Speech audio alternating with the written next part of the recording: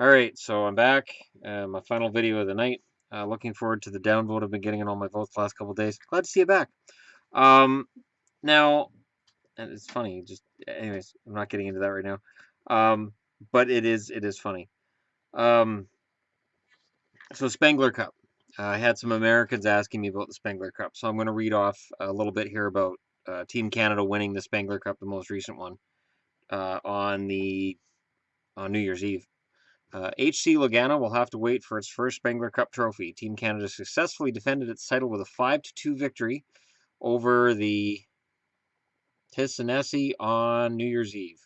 The Canadians won the cup for the 14th time they've been taking part in the traditional tournament since 1984.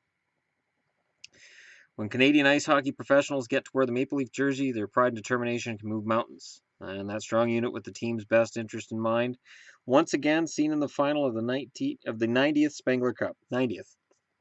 The North Americans showed no signs of fatigue despite playing their fifth game in 6 days in Davos. By comparison, for Lugano, it was just the fourth game in 6 days. In addition, the Tissanesi had a day off before their semifinal game thanks to a first-place finish during the group stage.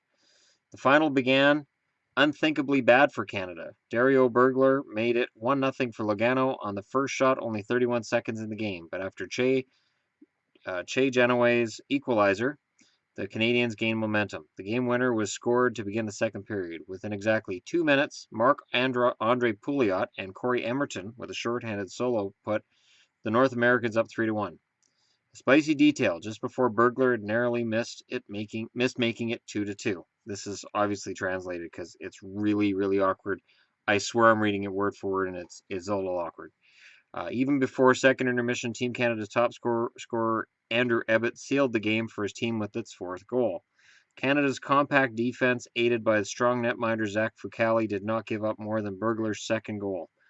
Instead, Nick Spaling scored on the empty Lugano net 17 seconds before the end of the game for the final score. The All-Star team of the 90th Spengler Cup is composed of the following: Elvis Merzlikins from Lugano, the goaltender; Maxim Noro from Team Canada; James Wisniewski from Lugano. James Wisniewski in Lugano, eh? Andrew Ebbett, Team Canada; Yevgeny Kovirshin of Dynamo Minsk; and Drew Shore of Davos. So Drew Shore, an NHLer not too long ago, and he's in Davos now. The attendance was 6,300, which was a sellout. The final score was 5-2. Genoway's goal assisted by Spaling and Emerton. Pouliot was assisted by McFlickier and Di Domenico. Emerton from Spaling. And then they got a penalty in there. Ebbets was from Mason Raymond. Spaling was from Ebbett with a delayed penalty against Lugano. There were 7 minors in the game, plus 10 minutes for Di Domenico against Canada and 5 minors against Lugano. Team Canada was comprised of Fucale, Noro, Brandon Gormley, Sean Heshka, Che Genoway, Parlett, Flood, Vukic, Di Domenico, Marc-Andre Pouliot, McFlickier, Ebbett, McIntyre, that's Drew McIntyre, the goalie, I believe, Mason Raymond, Pare, James Shepard, Campbell, that's Greg Campbell, Nick Spaling, Corey Emerton, Colby Genoway, and Mark Kadich. Lugano, who's in Lugano that would be interesting for people who are following hockey here? Merzlikins. The fact there's a guy named Bergler, that's pretty cool. Heinrich, I think, was an NHLer briefly. Wisniewski, of course. Maxim Lapierre was on that team. Gardner, that's probably. Yeah,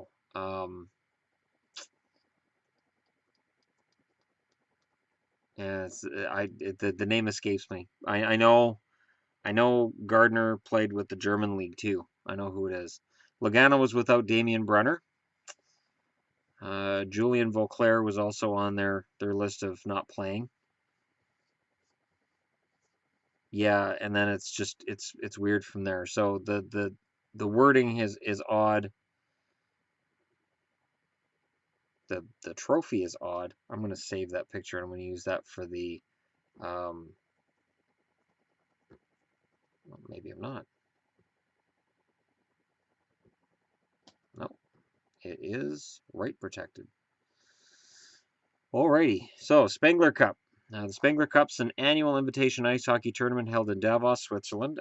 First held in 1923, the Spengler Cup's often cited as the oldest invitational ice hockey tournament in the world. It's hosted by the Swiss team HC Davos, played in Davos, Switzerland between Christmas and New Year's Day. All games are held at Valiant Arena, which has apparently a 6,600 capacity. It was devised by Dr. Karl Spengler as a means to promote teams from German-speaking Europe who might have suffered ostracism in the aftermath of World War I. Eventually, the tournament grew well beyond expectations. Many of Europe's most prestigious clubs and national programs have appeared, including Soviet, Swedish, Finnish, Czechoslovak, and German powerhouses.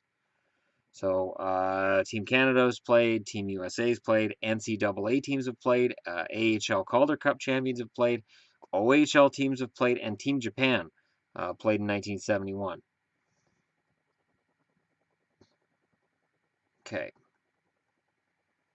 Cup was first awarded in 1923 to the Oxford University Ice Hockey Club, composed of Canadian students.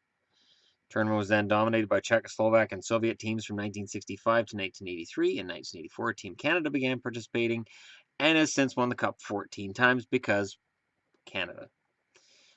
Team Canada is predominantly made of Canadians playing in Europe, as well as American Hockey League prospects. Notable free agents, like Curtis Joseph at one point, played over there, and coaches without an NHL contract. In 2015, Guy Boucher was the coach of the Canadian team. And during the 2012 lockout, huge stars like Joe Thornton and Rick Nash were already playing for HC Davos, so they played in 2012 Spengler Cup for the host team. I know it's Davos. I keep wanting to say Davros, so I'm this close to saying Davros, so I got to be really careful and have fun with it. Championship was given as classic and best knowing look, and pictured left, which stood until a new gold design was available in 2010. It looks like a bunch of hockey sticks put together. Frequent point of contention among hockey observers discussing the Spengler Cup's relevance is the use of temporary reinforcements. Since the tournament's open to both clubs and national teams, a rule exists that allows club teams to hire up to 4 additional players for the duration of the competition. Prior to the 2010 edition, 6 reinforcement players were allowed per team. So think about that. Playoffs arrive. We got 6 new players. You what? So yeah, Oxford University out of the UK won the first one. They also won in 1925. Berlin SC won in 24, 26, 28. LTC Prague won in 29, 30, 32, shared with Oxford University. HC Davos had 3rd place. And then we go up to 84, where Team Canada's won. Here's where Team Canada's won. 84, 86, 87, 92, 95, 96, 97, 98, 2002, 2003, 2007, 2012, 2015, and 2016. So HC Davos has won it 15 times. They've been the runner-up 25 times. They won it most recently in 2011. They were runner-up in 2012. Team Canada most recently won in 2016. Were most recently the runner-up in 2010. They've been the runner-up 9 times. Prague won it 7 times, was runner-up twice, but they haven't won it since 1948. SKA Leningrad, SKA St. Petersburg, whatever you want to call it, won it in 2010. Other recents, Genève Servette won in 2013 and 2014, so they had back-to-back wins. Dynamo Moscow won in 2008. Metallurg Magnitogorsk, I hate Russian names, 2005. Dynamo Minsk won in 2009. Kolner Haie won it in 1999. I'm sorry if I'm mangling these. Lugano, of course, runners-up in 2015 and 2016, as well as 91. Ufa was runner-up in 2007, 2014. It's a fun little tournament. It is. And let me look at it here. 2016, yeah, it's Drew McIntyre, goaltender. Blake Parlett. Dustin Jeffrey was on the team as well. Maxime Masonauer, Sean Heshka, who was a Canuck farmhand and an Oiler farmhand. Jordan Cook, goaltender as well, came in from the Saskatchewan Huskies of U Sports. So it's an interesting mix of players that play in this tournament, and it's not really reported on a lot. It's sort of an afterthought. It's an afterthought because it's in Switzerland. The players aren't considered to be mostly of NHL caliber, but you will find one or two pretty good players in there. I think this year, for me, the standout to me was Andrew Rebbett in the games I watched. He's too small for NHL hockey. I know from watching him in Vancouver, a lot of heart, a lot of energy, but he's too small. Then he went to Pittsburgh, and he puts up points and he plays well, but he is just on the small side. And as a short guy myself, it's one of those things where I'll cheer the guy on, but I know the odds are really against him. And Mason Raymond as well. Mason Raymond's lost a step and was trying to play some hockey, get his name out there, and hopefully resurrect his career. It hasn't worked out for him, but I wish him only the best of luck. Um, James Shepard as well. Played relatively well for the Canucks in the preseason. I'm surprised nobody took a shot at him, but nobody did. And, this is a tournament guys play in who know that either the clock is ticking or in Brandon Gormley's case, he wants to make the NHL and he's not there. And to my knowledge, he's just probably not going to be there. I was kind of surprised at how poor his progression was. And this is why when people ask me, well, is Zach Fucale a failure or going to be a flop? He played well in this tournament, but you have to take that with a grain of salt. And anytime you see an NHL prospect goalie get kicked back to the East Coast League, you got to kind of wonder if he's progressing, regressing, or maybe he's just missing that one item that he needs to get to the NHL. So, for Spengler Cup information, what I'll do, I will link to the pages I used for information for this in the description for this video. It's an interesting little tournament. It is, because it is only in a week, and you play 6 games in a week, and then you go home. So it is a lot of hockey. And it's not bad hockey to watch. It's just usually because of the fact it's from Europe, to watch the games live, you have to kind of have the week off work or work really weird hours in order to see the games early in the morning. But it is kind of fun hockey. And there have been players who've used it to keep their careers going or to reignite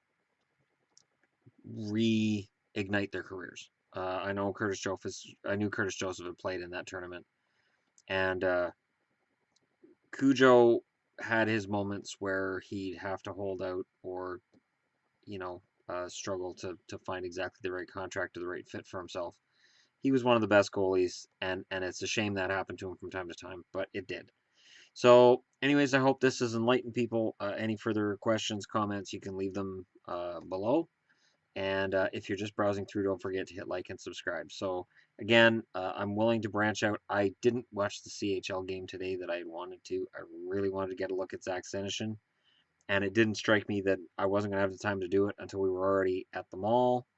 And there was already a lot of stuff going on with us. So I apologize. I didn't get to see the game, so I can't really comment on Zach Senyshyn. But considering the way the Bruins are playing, I really hope this kid's ready to go next year because they're really desperately going to need him. All right, thanks for watching. Don't forget to hit like and subscribe. I'm talking to you. And thanks again. And I've got a bunch of jerseys behind me. There's a mountain of jerseys here, which this lovely lady here has fixed. She has been hard at work today fixing jerseys through fire and glue and love.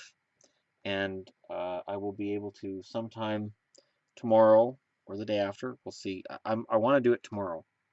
To go through my jerseys and what I love or don't love about each one, or that's a long video. Maybe just my favorite 20. We'll just leave it at my favorite because if I go with all my jerseys, I'll be here for days. So yeah, thanks again, and I'll talk to y'all again tomorrow.